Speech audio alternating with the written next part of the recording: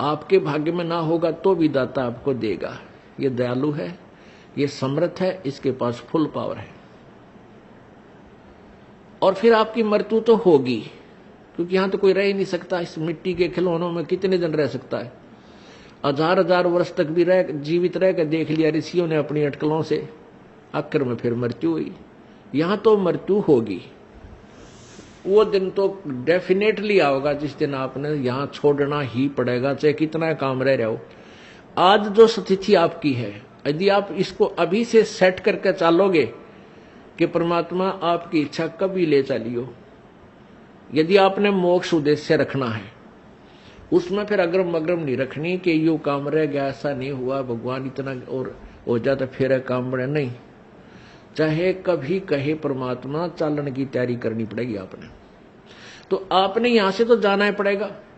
यदि आप श्रद्धा नहीं हटाओगे, यहां से आस्था नहीं हटाओगे, तो भी मृत्यु होगी, तो यहीं आ जाओगे। इस ज्ञान को आधार बना के और परमात्मा को साक्षी रख के जब भी चालन की तैयारी आवे, किसी समय आ जा, सहर्ष चल पड़े कि कभी ना कभी तो पीछा यहां से छुटवाना ही पड़ेगा। मान लीजिए आप परमात्मा के मार्ग पर लगे हुए हो और आपके साथ कोई ऐसी घटना, वैसे तो मालिक घटना नहीं देता जल्दी सी, वो भी आपकी कोई त्रुटि होगी या परमात्मा की कोई और रजा होगी, उसमें वो आपके हित में ही होगी। जैसे जिसको हम अकाल मौत कहते हैं, तो यहां पहले तो अकाल मौत आपकी होगी नहीं, और होगी तो घनी आपके ऊपर मेहर होगी, कोई विशेष कृपा होगी, या आपका नाम टूट चुका हो। प्रथम तो अकाल मृत्यु होगी नहीं इस मालिक के चरणों में आने के बाद। इसके हाथ में है मासा घटे ना चल बढ़े, विधना लिखे जो लेख, और सच्चा सतगुरु मेट कर ऊपर मार दे मेख। ये वो परमात्मा है जिस लिखे हुए लेख को, प्रारब्ध को कोई भी चेंज नहीं कर सकता। ये परमेश्वर कबीर देव उसको चेंज कर सकता है, उस भाग्य को बदल सकता है। तो ये तो उसके साथ होगा जो हृदय से, तन मन धन से कोई मर्यादा भंग नहीं करता है, प्रभु के चरणों में लगा हुआ है। और दूसरे जो परमात्मा के चरणों में लगे हुए हैं और परमात्मा की कुछ और रजा है कि कई कारण हो जाते हैं पुण्यात्माओं, तो उसको ऐसे अकाल मौत, वो स्वयं ही अकाल मौत मृत्यु करेगा उसकी, और तुरंत ही उसको दूसरा जीवन देकर पार करेगा। वो उसने अपनी आत्मा को देखना है। हम तो अपना स्वार्थ देखें। जैसे किसी की मां मर जा, चाहे 70 साल की हो रही है, तो याद आवे है कि भाई पाछी बालक खिलाओ थी, पोत्या ने राजी राखे थी, घर की रुखाड़ करे थी, ये बना मरे तो बढ़िया है। तो हम तो अपने स्वार्थ ने कर रहे हैं। जय उस माता जी का हो जा बीमारी, कोई रोग हो जा, 10 लाख जा, खाट पे लेट जाओ, तो हफ्ते अंदर हाथ जोड़ लेंगे सारे, है भगवान मां की माटी उसंगवा ले, परमात्मा इसने उठा दे। तो कहने का भाव ये है कि यदि परमात्मा किसी भी समय पर अपने सच्चे भक्त लगा हुआ ठीक है और उसको ऐसी कोई घटना करता है, ऐसी कोई घटना होती है अकाल मृत्यु की, 2 कारण से होगी। या तो आपका नाम खंड हो चुका है, उसने आपको काल ले गया, या परमात्मा अपने हिसाब से वहां से तुरंत दूसरा जन्म देकर आपको पार करेगा। अपने आत्मा, हम जैसे दीर्घ रोग है हमारे को जन्म और मृत्यु का एक दीर्घ रोग है, ये कैंसर हो रही है। ये प्रभु का हॉस्पिटल है, ये सतलोक आश्रम बरवाला एंड करो था। जब आप इस हॉस्पिटल में प्रवेश पा लेते हो और आपने उद्देश्य ये होना चाहिए कि मैं इस रोग से मुक्ति पाऊं, तो यहां फिर डॉक्टर ने देखना है।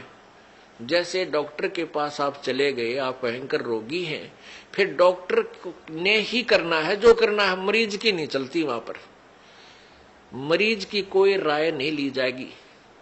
डॉक्टर जब चाहोगा इंजेक्शन लाओगा, जब चाहो उसका एक्सरे करेगा, जब उसकी रिपोर्ट लेगा, ब्लड चेक करेगा, ग्लूकोज चढ़ावेगा, इंजेक्शन लगाएगा, और हो सकता है किसी कारण से टांग भी काटनी पड़ जा, जीवन बचाने के लिए तो वो टांग भी काटेगा। तो वहां मरीज अपनी नहीं चलाता है, वो करबद्ध रहता है और डॉक्टर को समर्पण कर देता है कि जो आपको ठीक लगे वही करना। तो यहां आने के बाद आपने अपना अगर जन्म मरण का रोग कटवाना है तो परमात्मा डॉक्टर है, कबीर भगवान हमारे, इस दास को आपका कंपाउंडर छोड़ रखा है। तो आपको जैसा भी यहां हो रहा है उसमें कोई, देखो एक तो आपको गड़बड़ होगी, नामखंड हो जानते हैं, आपका नाम टूट जाएगा, परमात्मा से आपका कनेक्शन खत्म हो गया। और दूसरा होगा मालिक करेगा, तो उसमें फिर अगरम मगरम नहीं होनी चाहिए, ऐसा क्यों हो गया, ऐसा नहीं होना चाहिए था। तो एक तो सावधानी आपने रखना कि आपका नाम खंड ना हो, मर्यादा भंग नहीं होनी चाहिए। पुण्यात्माओं, आप इस काल के जाल से अपरिचित हो, इस कारण से इस मार्ग को इतना सीरियसली नहीं लेते।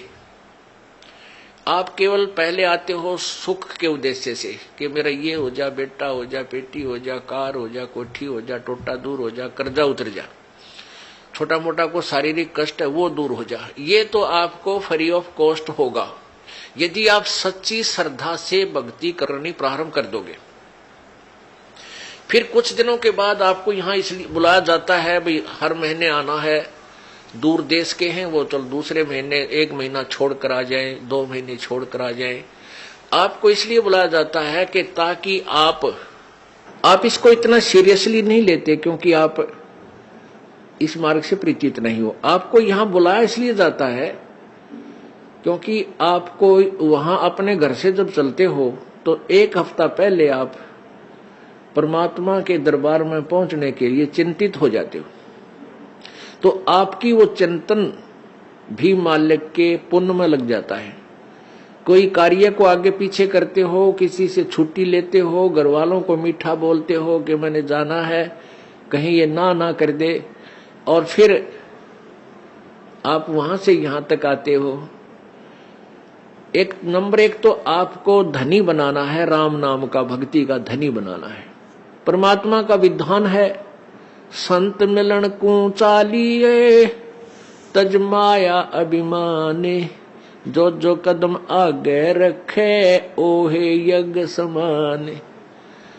क्या बताते हैं परमात्मा, अपना विधान आप ही बता रहे हैं कबीर जी कि संत मिलन को चालिए। जब सतगुरु के दर्शनार्थ आप चलते हो,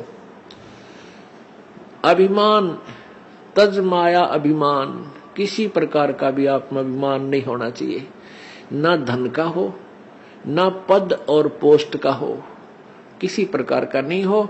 जैसे एक रोगी व्यक्ति जिसको पता लग गया कि तेरी जान जाने वाली है और वो डॉक्टर के पास जाता है, चाहे वो कितना बड़ा अधिकारी है और कितना पैसे वाला है, वहां वो अपनी उस पोस्ट और पैसे को नहीं आगे रखता, उसका दिखावा नहीं करता, अपनी जान बचाना चाहता है। डॉक्टर जहां कहता वहीं लेट जाता है, कपड़े उतारने को कहता तुरंत उतार देता है, कोई रिपोर्ट करवाने के लिए संकेत करता, लिख कर देता, तुरंत उठकर चला जाता है। तो पुण्यात्माओं, सच्चे दरबार में जब भगत आवे, उसका दृष्टिकोण, उसका उद्देश्य, उसका भाव ऐसा होना चाहिए जैसे सीरियस रोगी, सीरियस पेशेंट और हॉस्पिटल में जाता है, उसमें कोई नखरा नहीं होता। ऐसे जब आप सच्चे दरबार में आओगे, आपको कितना पुण्य मिलेगा कि जहां से आप चले हो यहां तक आने के जितने भी आपके कदम, यानी जितने कदम बनते हैं, इतने यज्ञ के तुल्य आपको पुण्य मिलेगा उसको जो यानी निष्कपट भाव से आता है और निर्भिमान होकर आता है। जैसे रोगी जाता है हॉस्पिटल में, तो यहां आपको बुलाने का उद्देश्य ये है, नंबर 1 तो आप धनी हो जाओगे, पुण्य बढ़ेंगे आपके, और जो पैसा आपका खर्च होता है यहां किराए पे आने जाने में, ये भी आपके पुण्य में लिखा जाएगा, आपके धर्म में लिखा जाता है, ये पुण्य हो रहा आपका। तो जितना भी आप यहां परमात्मा के चरणों में आओगे आपका पुण्य बढ़ेगा। फिर आप यहां पर 5 यज्ञ होती हैं। एक यज्ञ है धर्म की, या भंडारा चला है भगवान का दिन रात फ्री ऑफ कॉस्ट परमात्मा की तरफ से। यहां जो आप आते हो 10 रुपये 50 रुपये 100 रुपये जैसे भी दान पात्र में डालते हो, उसका फिर सामूहिक रूप से भंडारा होता है। कहीं आश्रम का विस्तार होता है, कोई पंखा आता है, कितने दरी बिछाण की मैट लेते हैं, लैट्रिन बाथरूम बनाए जाते हैं, कमरे बनाए जाते हैं, शेड लगाया जाता है। तो ये आपके पैसे इसका पुण्य हुआ और यहां आने वाली दुखी आत्माओं को चैन हुआ। अब कितने कैसे संसार से निकल कर आते हो आप, ट्रेन में आते हो, जेब कतरे साथ बैठे रे मन माने किरा के कर जा। घर से निकलते हो, कोई ठगी है, कोई चोर है, कोई किस तरह का है। व्यापार में भी इस तरह के ना जाने कितने निकम्मे आदमी, या व्यवसाय में अपने कार्य में कितने निकम्मे टाइप के आदमी आपके साथ खसने को तैयार रहते हैं। और ऊपर से फिर आपके ऊपर ये इतनी आपदाएं, कोई रोगी है, किसी को कोई भूत सता रहा है, किसी का पितर रुष्ट है, किसी का देवता रुष रहा है, और ना जाने कितने रोग कोड आपके लगे हुए। और वो प्राणी यहाँ आता है, उसको आते ही गर्म पानी मिला है नहाने के लिए, गरम गरम चाय तैयार मिला है, अपना बैटरी सी चार्ज हो जाती है इसकी।